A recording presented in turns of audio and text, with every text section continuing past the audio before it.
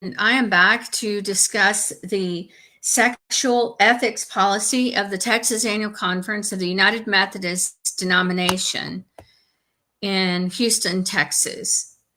And under the conferences, this is on Google, and the definition of the sexual ethics policy under Google is under the conference's sexual ethics policy, persons who have pastoral relationships are prohibited from dating or becoming romantically involved or engaging in sexual contact with anyone with whom they have a pastoral relationship.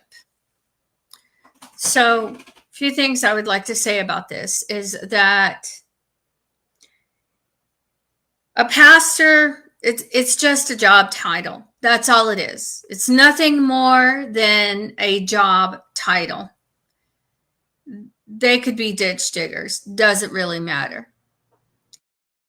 I mean, they may well have been after going to seminary, considering how little they've learned about ethics and morality, especially in the Texas Annual Conference. However,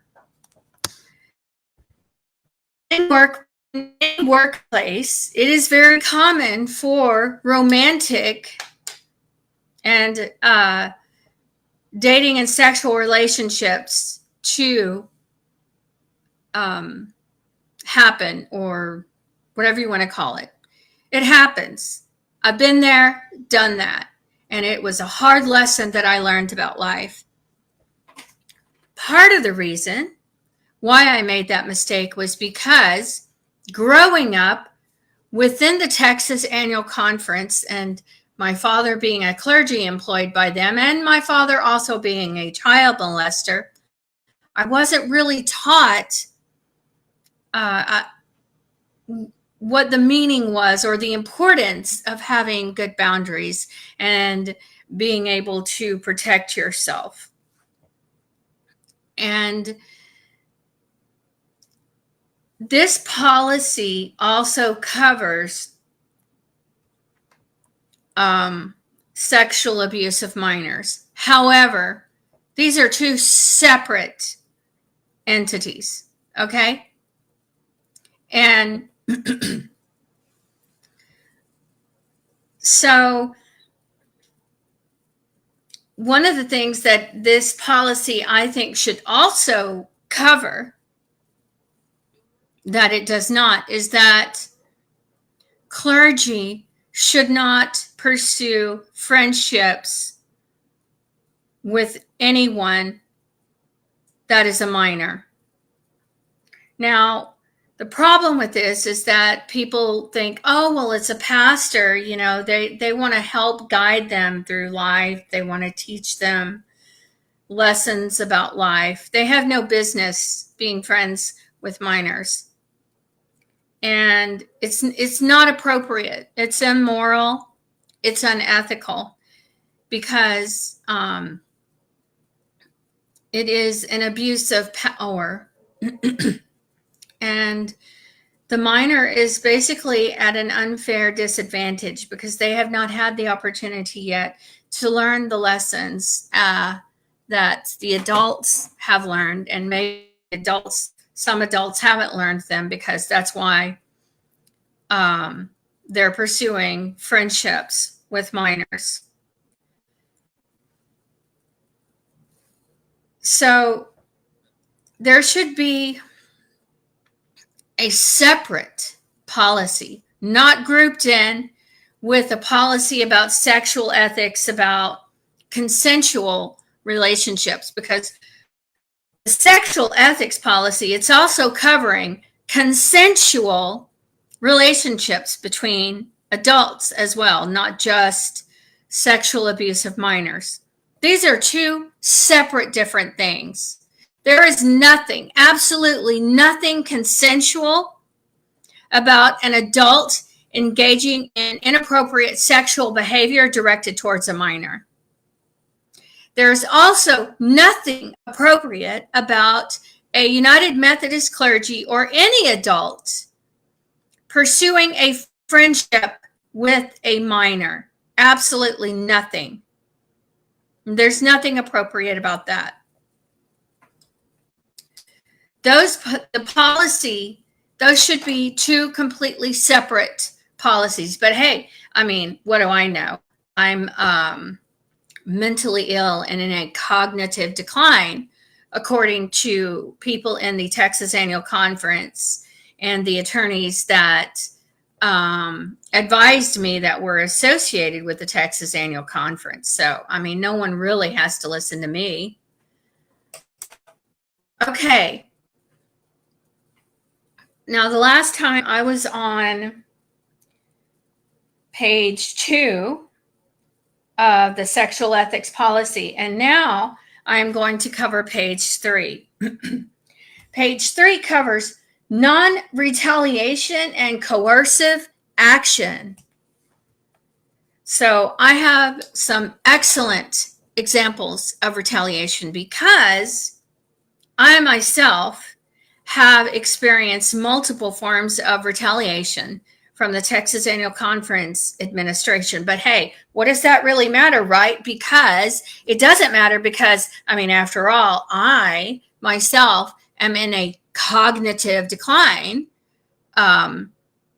which has been assumed by people within the Texas Annual Conference. Doesn't really matter what happened to me. It doesn't matter that I was sexually abused by my father, who was under their administration, because clearly I'm in a cognitive decline, so I didn't know what was going on. So I guess it doesn't really matter, does it? All right. Non-retaliation. No one who reports sexual misconduct, harassment, or abuse will be retaliated against or adversely treated because he or she made an allegation in good faith. Well, isn't that a load of shit? Talk about a bullshit lie coming from the Texas Annual Conference of the United Methodist denomination in Houston, Texas. Because I'm sure, okay, the check that I received from a benefit from death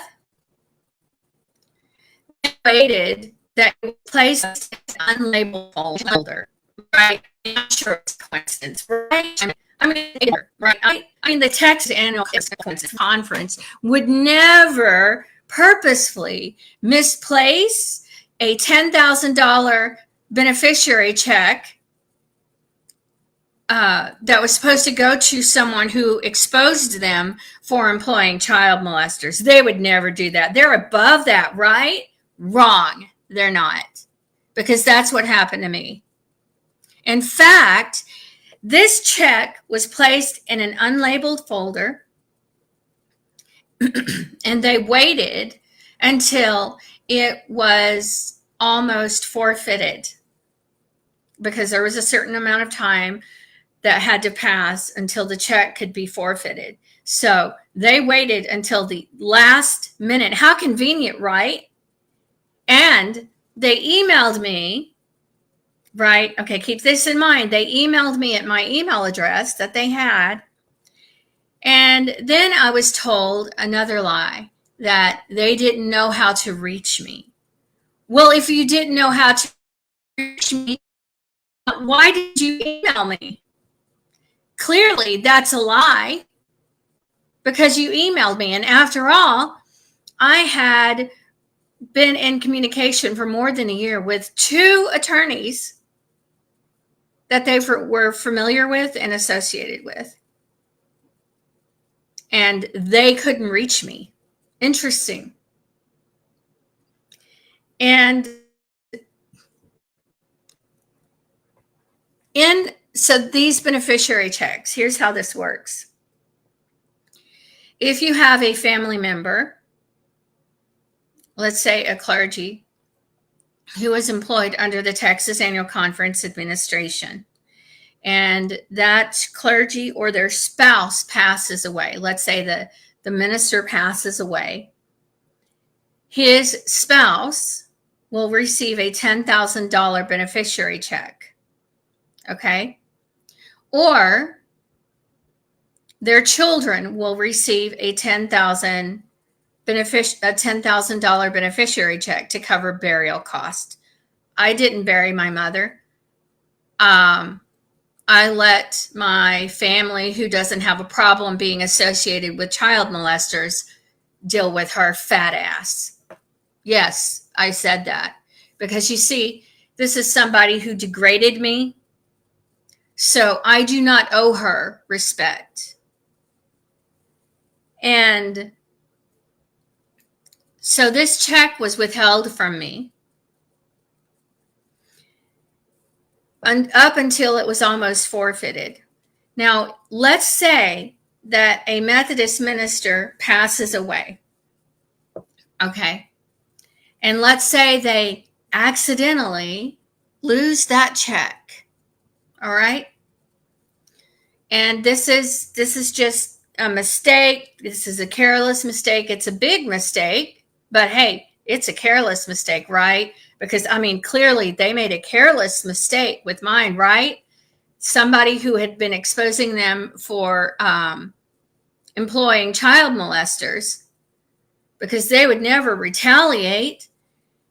And if this happened to someone who had not been involved in exposing them, there were no grievances between the two, and this check gets lost, they would contact the family. They would apologize profusely. They would say, we're going to get a stop on that check, and we're going to make sure that we get a new check issued to you. And we do apologize. We deeply regret what happened, and we are going to resolve this situation, right? That is what they would do. Now, however, this is something that is rare. All right. This is not something. I'm talking about a multi-billion-dollar administration. And the Methodists are very anal in procedures. And I mean, just the title itself explains that. Methodist. They are very methodical in everything they do. Even in clerical work, they are incredibly meticulous and methodical in absolutely everything they do, from running the church, the finances, to the worship services. Everything is planned out. And so this check was withheld from me. I was emailed by someone employed under the administration who, I don't know how much she knew about my reputation or the problems between myself and the Texas Annual Conference, which was clearly my fault, right? I mean, it was my fault. I was molested. It was my fault that the Texas Annual Conference had a history of employing child molesters, and one of them being my father. Because after all, I'm in a cognitive decline, and yet I'm responsible for all of the mistakes that a multi-billion-dollar administration would be making. Makes a lot of sense, right? And so she said to me, I had agreed to meet her at the conference building in downtown Houston on Main Street. And she did not really know the history. I actually have a recorded conversation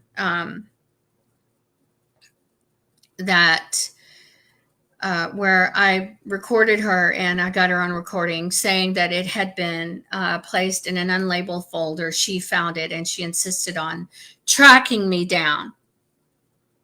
Okay. And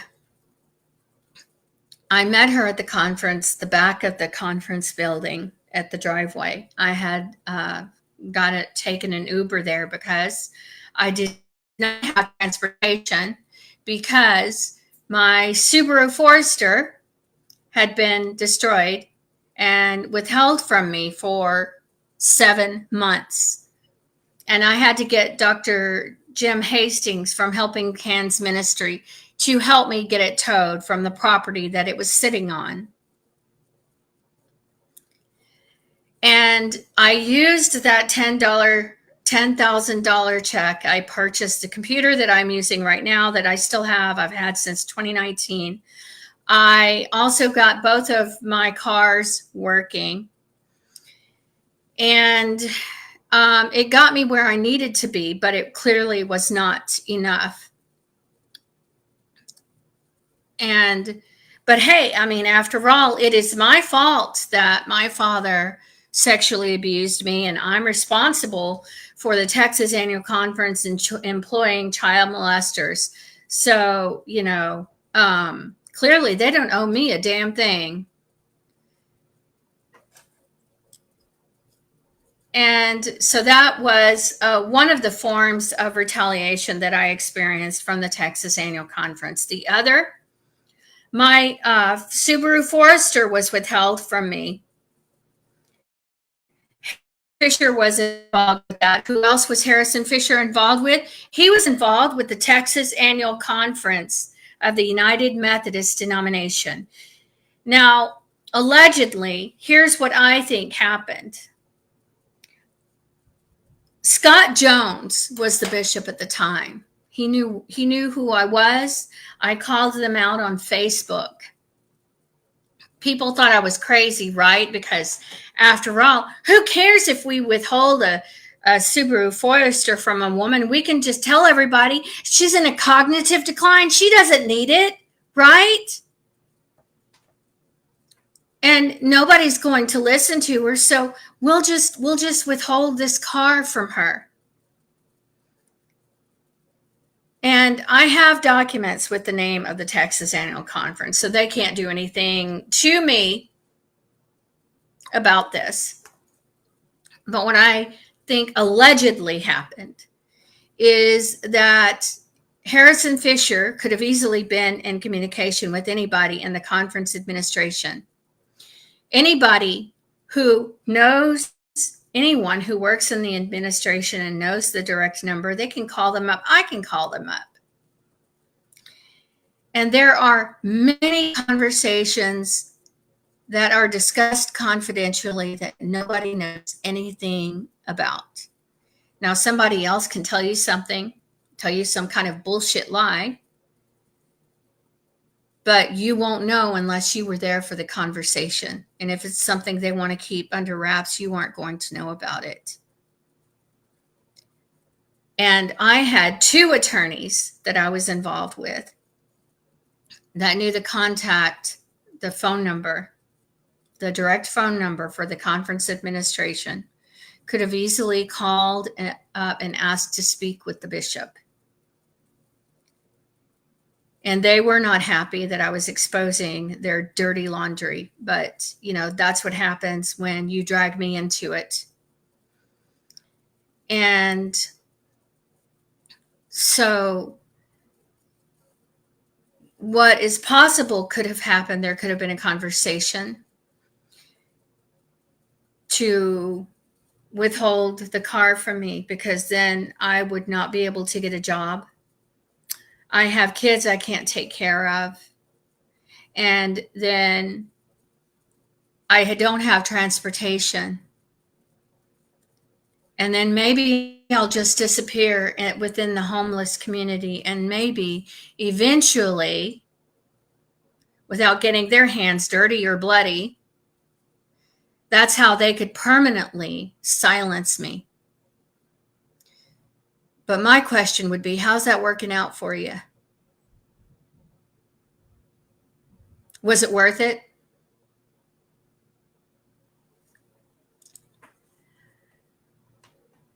The other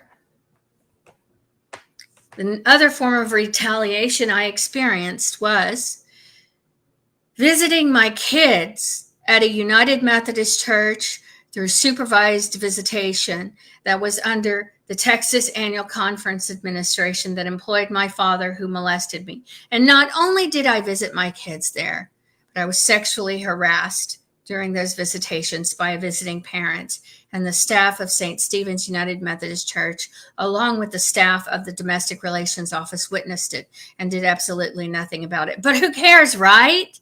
Right? Because I am nothing more than the designated whore of the Texas Annual Conference. After all, I'm a seasoned veteran. I was sexually assaulted by a clergy that was employed under their administration. So who really cares? Nobody's going to believe me. Let's just say that she's in a cognitive decline. So nobody's going to listen to her. That was the retaliation that I went through. And now I've been kicked out of the supervised visitation because I spoke out against the sexual harassment, because I exposed the Texas Annual Conference and their involvement with the Domestic Relations Office and the fact that they did not inform parents that they had a history of employing child molesters, and that there was also a pastor's wife who was actually murdered by one of those clergy. And they did not inform the Domestic Relations Office of this clearly. So now, because of that, I cannot see my kids. How's that working out for you? And to make it even better, now, see, my kids are with an abusive man, right? Carly Anthony, which really is not a big surprise since, the Texas Annual Conference has a history of employing men that are capable of abusing children. And I think that they thought that I would just disappear and remain silent about it. But you see, if everything is taken from me, I have nothing else to lose. And I can talk about it. What else are you going to take from me?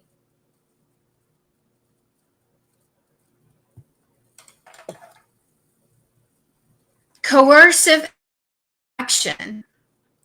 If the investigation substantiates that the allegation is valid, I have to immediate. Let's see. Immediate corrective action designed to stop the sexual misconduct, harassment, or abuse and prevent its reoccurrence will be taken. Did this happen when I was visiting at St. Stephen's United Methodist Church? No. In fact, now I can't see my kids. I've been cut off from being able to see them. And nothing was filed in court that I can't see my kids. Nothing. There's no history of arrest. I don't have a criminal record. I did stay 9 days in a psychiatric unit in Houston, but that was of my own doing. And that was after I had to visit my kids at a United Methodist Church through the supervised visitation that was under the same administration that employed my father when he was alive. And it was the last straw for me. And during those visitations, I was forced to relive the trauma from the abuse that I went through. But it doesn't matter, right? Because I'm in a cognitive decline. I'm mentally ill, so I'm not going to know what's going on. Let me read the rest. Such corrective action may include discipline up to and including discharge or dismissal of the offending person. This, unless it is a parent sexually abusing their child, they don't give a shit. They could care less.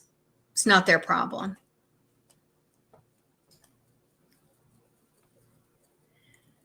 Okay. This is a policy statement of the Texas Annual Conference approved and updated on June 12th, 2024. This policy is a load of shit. It is nothing more than ink on paper. So they can say, hey, we have a policy. We have protections against anybody abused by anyone within the United Methodist Churches under the administration of the Texas Annual Conference.